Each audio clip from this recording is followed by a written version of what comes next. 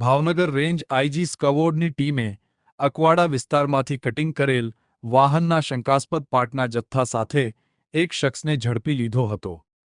મળતી વિગતો અનુસાર ભાવનગર રેન્જ આઈજી સ્કવોર્ડનો સ્ટાફ આજે ભાવનગર શહેર વિસ્તારમાં પેટ્રોલિંગમાં હતા. તે દરમિયાન મળેલી બાતમીના આધારે ભાવનગર શહેરના અકવાડા વિસ્તારમાં શંકાસ્પદ કટિંગ કરેલા વાહનોના સ્પેરપાર્ટના જથ્થા સાથે જીતુભાઈ માવજીભાઈ નામના શખ્સને ઝડપી લીધો હતો, જેમાં સ્કોર્પિયો ગાડીના સ્પેરપાર્ટ તેમજ ટ્રેક્ટરના સ્પેરપાર્ટ મળી કુલ 95,000 રૂપિયાનો શંકાસ્પદ મુદ્દામાલ ઝડપી લઈ કાર્યવાહી હાથ ધરી છે.